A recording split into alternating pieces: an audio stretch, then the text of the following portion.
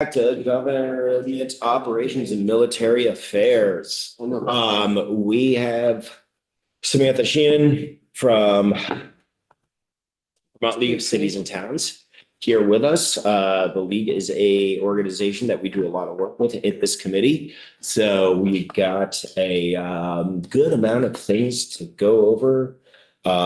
Just as introductory, and then if time allows before our lunch, we might even start poking out a couple of policy conversations. With that, Samantha, table's yours. Awesome. Would you like us to do a round the table introduction real quick? Maybe quickly, yeah. Cool. Great. Representative Matt Byron, Virgins. You already know all the details for this at the same time. Representative Lisa Hango representing Franklin 5, northwestern border with Canada. Representative Sandy Pincinel, and then Ben Kingston, Rutland 1. Michael Ward, Grand Isle, Chittenden District, all of Grand Isle County, the 5 towns there in the corner of West Oakland. People Chittenden 18, Burlington, North End. Theo Coppin, Windsor 2, Cavendish, Baltimore, Weathersfield. Mary Catherine Stone, Burlington. Jay Hooper, rural Vermont. Brookfield, Braintree. Morning, Representative. Hi, Shay Waters Evans. I represent Charlotte and Heinsberg. Jade just avoided representing me in the last redistricting. Yeah. So Samantha Sheehan, I'm the municipal policy and advocacy specialist for VLCT. I just joined the organization in October. Prior to that, most immediately, I worked for former Burlington Mayor Moreau Weinberger in his office.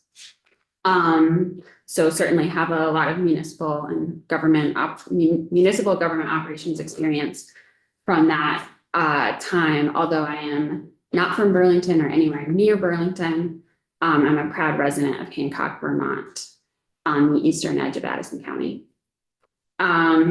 So here we go.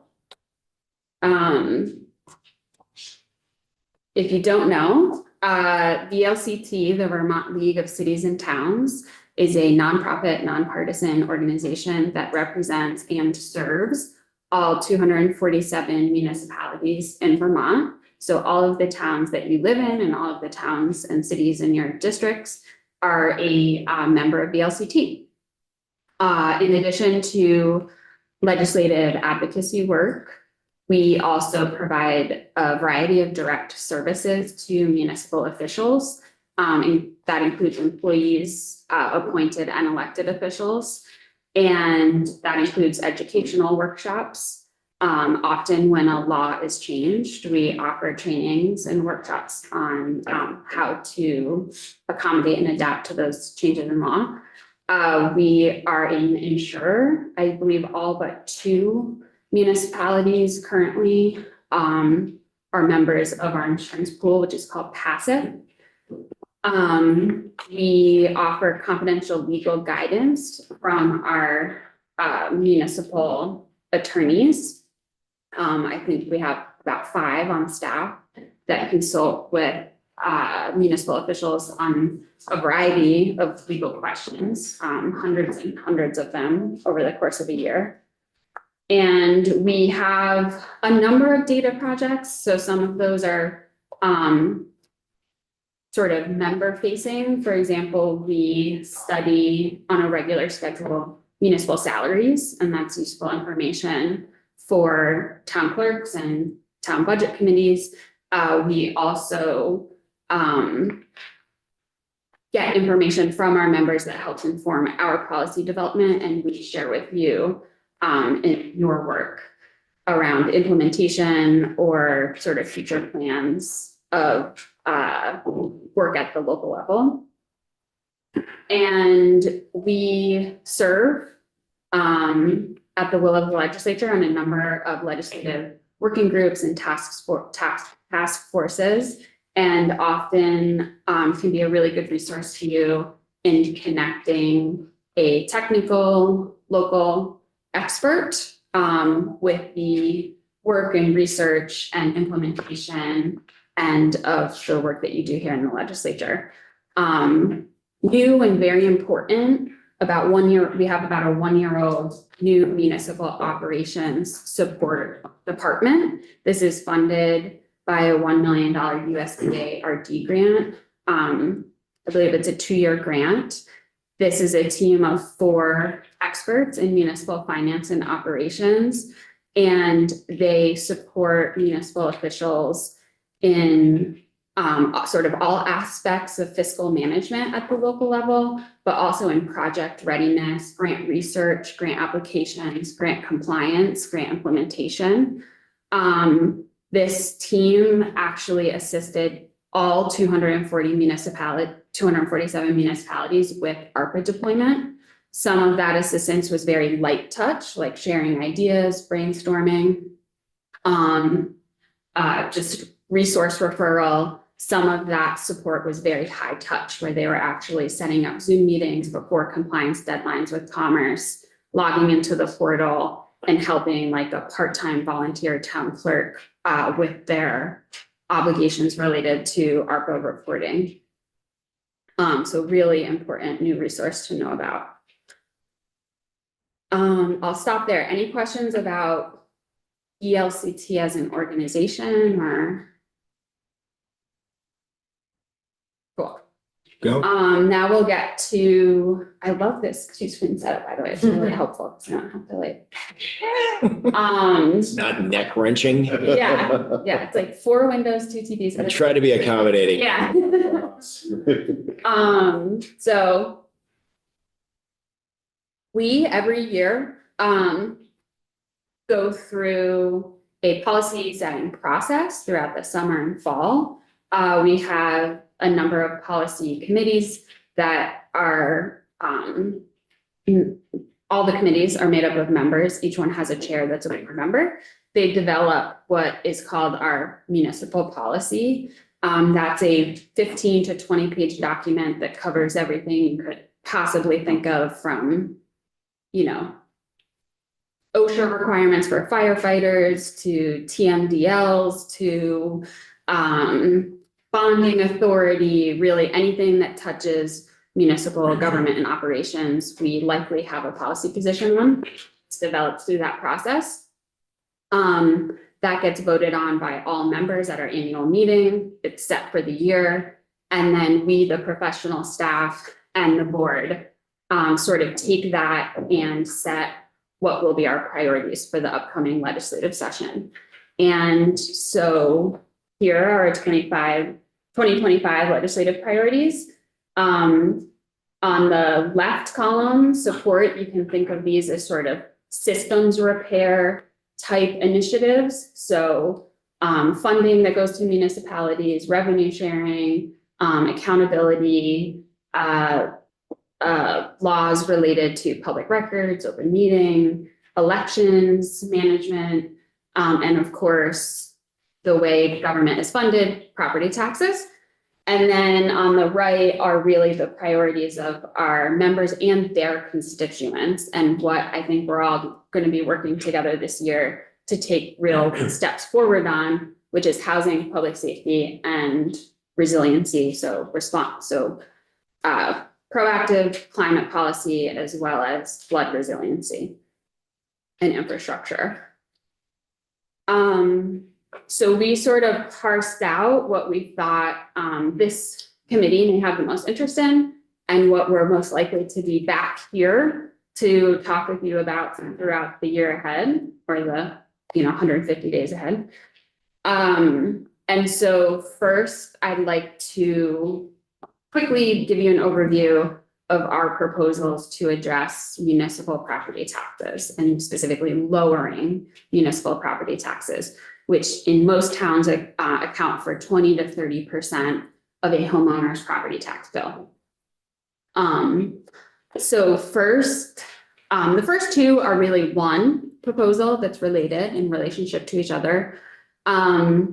Currently, if a town has a local options tax, the state retains 30% of that revenue plus a fee.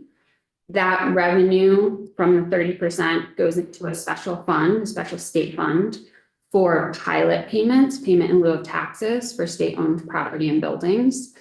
And currently, that fund is running a significant surplus, about over $10 million surplus, or running about a $3 million surplus per fiscal year.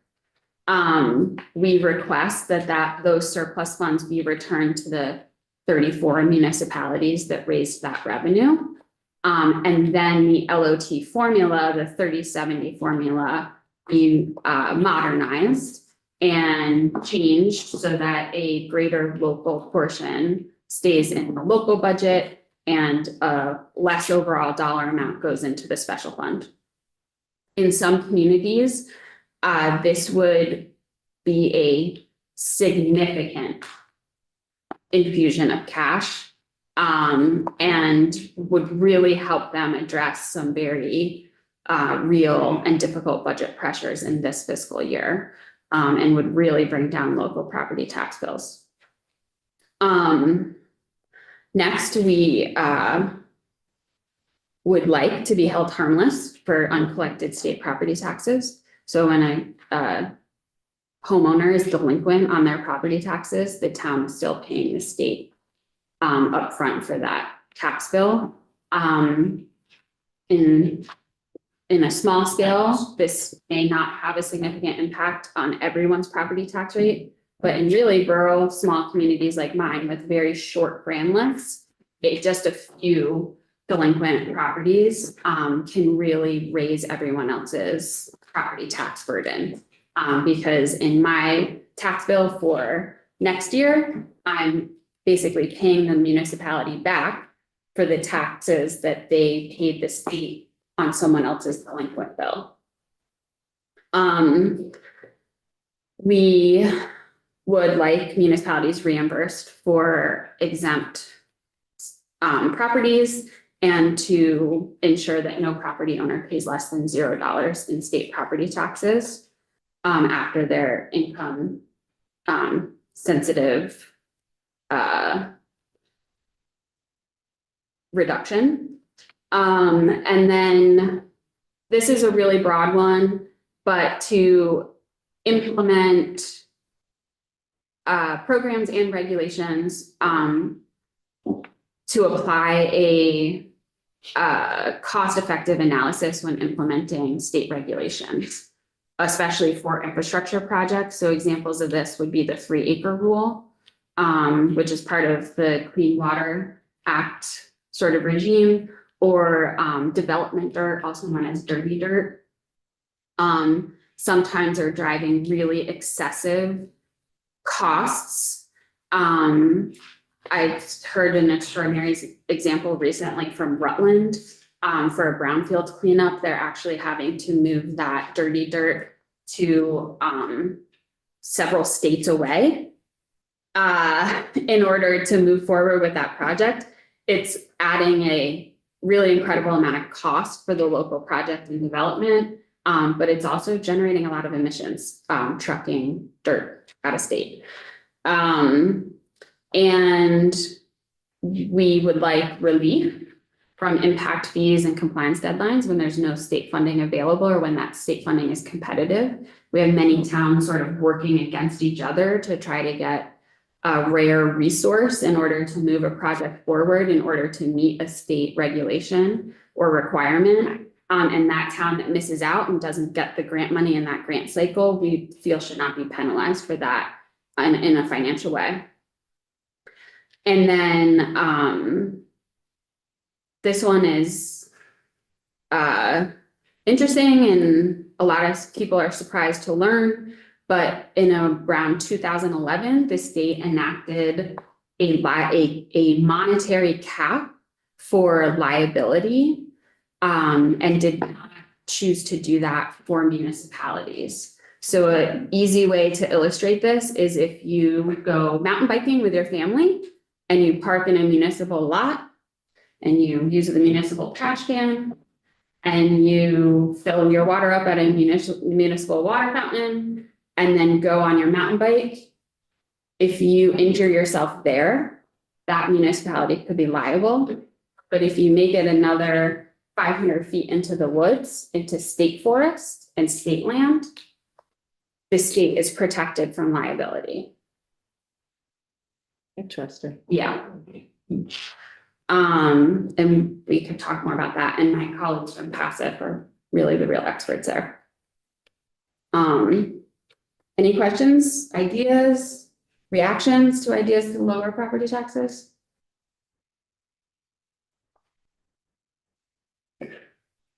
Yes, thumbs up from the representative. If I had a third arm, it'd be three. Yeah. If you had what? If I had another one, Oh. it'd be three. Fourth, Awesome. fourth of them. Thank you for you caring about. So this is really the meat and potatoes of your work here in this committee, and I'm sure what we'll talk about many times over. But we have priorities related to regional governance and intermunicipal collaboration. Our members are generally really excited and looking for opportunities to work together from one municipality to another to save money and to improve services. But they also have a lot of concerns about how that could be best done, and making sure that, you know, new bureaucracy doesn't impact their residents in a negative way. We will be coming to you with a request to provide some clarifications and technical corrections in last year's open meeting law to allow compliance, basically. So our members who are municipal officials have encountered pieces of the law and trying to be compliant with it. They reach out to our attorneys at VLCT and ask for guidance and instruction on how to be compliant with the law. And then we keep a list when our attorneys are not able to provide really clear instruction on what the municipality should do. And so we provided a memo that enumerates those changes for requesting. And are happy to answer questions about that or talk more about it. And sort of similarly with elections, just sort of over the years, weird things happen. The town has to do something for the first time, like elect a new constable in June.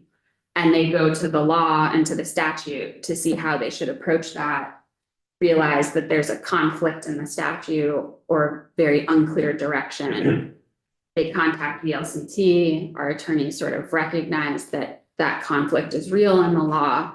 And so we've put together a list of those instances and are asking you to take a look at remedying those. We have a number of sort of niche municipal requests related to just really good basic financial management and best practices. So one would be for all municipalities to have the authority to create an unassigned fund balance. For our representatives from Burlington, you'll know the famous Burlington Rainy Day Fund and its relationship with the Citibank resolution and lawsuit. Most municipalities that are unchartered, all municipalities that are unchartered, and most even who are chartered, do not have that authority to do that basic fiscal best practice. Oh, I have liabilities on here twice. So those are our big buckets. We have a few other things, requests related to municipal authority. And then I have a few slides here if you want to talk more about either elections, open meeting law, or municipal authority and protections in general, but that's sort of what I had prepared. We do have one priority request for elections, if you'd like to move to that. Okay. Please do. I think I know where this might be going. I'm sure you probably do. Yeah, town meeting. This is a That's wonderful, around the corner. wonderful tee up. Thank you very much. Yeah. So I wanted you here a few minutes early. So I will stop sharing. Yeah. If I can. And this is gonna be an important nugget, so heads up, hands not moving would be amazing. Yeah, Hands just down. And I'm gonna bring up my own visual aid so that I don't confuse you. We want to unconfuse everyone with this request. So currently, hopefully you all go to town meeting. I go to town meeting. I love it. Our town meeting happens in person, in the Hancock Town Hall. And if you do go to town meeting, you probably know that the first thing typically that happens once everyone sits down and has their coffee and their town report and their pen or pencil and is ready to go, is that someone makes a motion to elect the moderator. And you elect your moderator, the moderator takes the gavel, and then town meeting is underway. That's fine. Where sometimes it might not be fine is if the town has made a prior vote to elect some of its officers by Australian ballot. And so the way the law is written now, it is not crystal clear whether a town should elect all officers by Australian ballot, or if they can elect some specific officers by Australian ballot. This came up in Hyde Park recently. Since that, we've had a number of municipalities reaching out to us and to the Secretary of State's office for guidance and clarity. We think around a third, 50 or more towns have long conducted their town meeting this way for many, many years, if not many decades. Especially larger municipalities use this combination of a floor vote and a floor motion, and Australian ballot. It is very clear in the law when prescribing the choice of method of vote for public questions, but it's much more vague for the officers. And so on the memo that we sent you for elections, that top bullet point, balloting of officers at town meeting, clarify method of election for town officers, we would request that you prioritize action on that for this session. It would, I think, provide a lot of peace of mind if it happens before town meeting day. But I think we could consider, as long as it's done this session, we could talk the concerned municipalities through that and how to get through this year. So to this one, I did have a meeting, this was kind of flagged by another member for me last week. We spoke on it briefly on Wednesday. And then I had both the Secretary of State and the Deputy Secretary of State come in yesterday around 4 o'clock, run through this high level with me. And it sounds like the preference is to try to deal with this quickly so it can be in effect by this town meeting. So Agreed. what we are going to do now is wait for draft language. I spoke with Tucker Anderson this morning. My goal is to have something tangible for us to start digesting Tuesday, Wednesday at the latest. Because what was the date again? It had to be done by Like seven. 7? Well, warnings will start to go out at the end of this But month. you need 45 days. Yeah, 45, yeah. So we're gonna put some focus on this early next week. So just be situationally aware that we will have. So if I send out like an email with a text message saying you got something in your inbox over the weekend, please be aware of that. So And we provided some. thank you for the Zeppelin member. Yeah. We provide some recommended language, which is an amendment and an addition.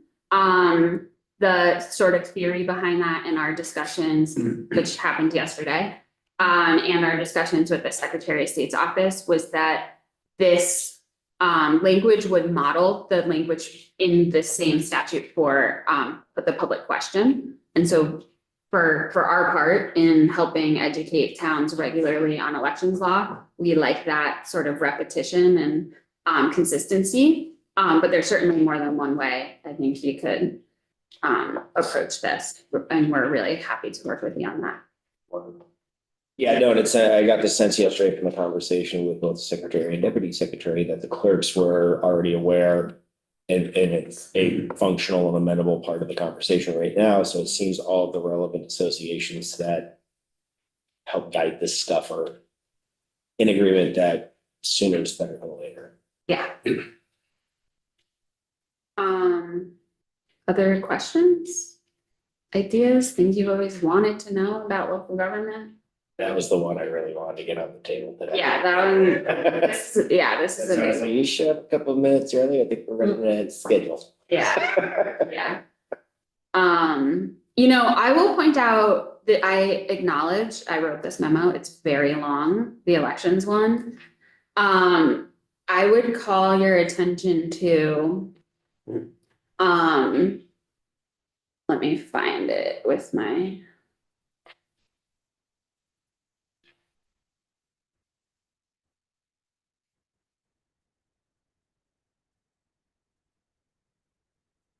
Okay, so on page 2.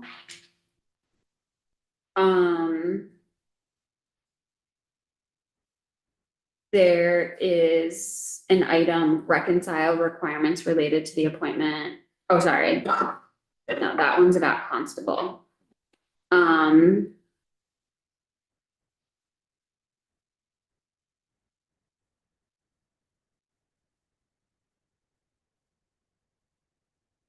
Right, I apologize. I'm not finding the reference point in this document, but I will and can email. One of the changes that we're requesting has to do with the appointment of an assistant treasurer. Currently, only the treasurer can make that appointment. And this is a real problem in the unfortunate event that the treasurer, as elected, becomes unavailable immediately. So if that person leaves office effective immediately, is sick, injured, unreachable, no longer with us, then the municipality may be stuck, unable to perform the duties of a treasurer. Is that like 3 bullet points above where you were starting to read? Clarify the law governing vacancies applies to elected officers only? That Just above the fire districts? necessitates posting for their vacancies. No, I don't think you're reading this. I'm reading page 2. To 3rd full bullet point down. I think that would, when an elected municipal officer resigns the officer's office, the current statute. No. You're talking about the moderate, which position you talking about? So this is for assistant treasurer. I'm now like suspecting, did I even put it on here? That's all right. I know there was talk on the Muninet about it last week. Yeah. Uninet? That's what we call it, the I municipal. love that. Oh, That's Muninet. great shorthand. Yeah, I will follow up about that one. The bullet point above it talks about town treasurer, but it's not the issue you were saying. Right. Yeah. There's just some interesting things in here related to the office of constable, where it's just not treated in the law, the way other, like town officers are. In fact, to elect one, you need a 2/3 majority, which can be difficult to achieve as a pretty, Really high. that's a very high bar in a small town if you have a competitive race at town meeting. So anyway, there's all sorts of interesting things in there. Presumably you'll all be working on elections bill. Love to talk to you more about these And happy to bring in our municipal attorneys as well, who could likely answer some of your questions better than I or Josh could. And kudos to those towns that can get more than one constable to run, because they're few and far between. I just always like that as just like an applied officer, right? We still run into some of these constitutional officer, I'm gonna use the word relics of an older time. And, it's like constables, like it's not as, sort of old timey as the wear of coal. Right, but You know, you do and plus they cross that. changed the word, Thanks, Peter. they changed the law that the constable has to be almost Sheriff a too. sheriff, Yeah. he has to be licensed to carry a Yeah. rifle or Yeah. gun, pistol, whatever. Oh, I'm glad you talked about being licensed to carry as a constable. One of our top priorities this year is the municipal or the ban on firearms in municipal buildings, if I could quickly address that. Go for it. In the past, VLCT has, in their priorities and municipal policies, supported the authority for a town to have a ban on firearms.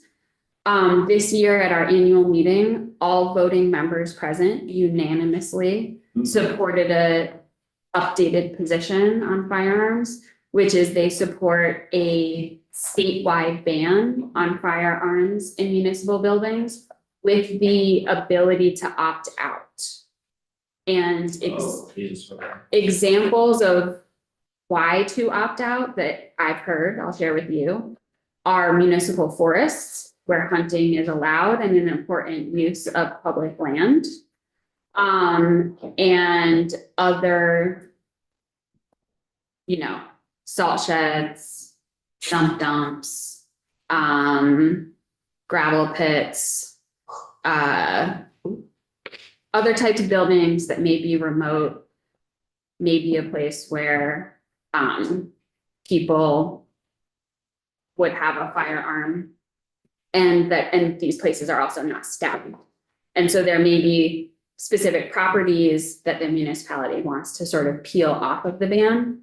But would like the starting block to be the ban, and in particular, town hall and where their polling places are. Because currently there's a ban on firearms for polling places, which most town halls are a polling place for a significant portion of the year. And then so the ban comes in and then the ban goes off and the ban comes back and the ban goes off. And so that's a significant change over prior years. We're hopeful that we could see action on that now. And pretty significant shift with unanimous support. Do I recall Representative Harrison putting in something Yes. similar to this last session? Correct. Yeah, and there is a study that the Secretary of State's office has been working on and should share with you soon. Well, thank you for the time. Any Thank you. questions before we break for lunch? Seeing no hands.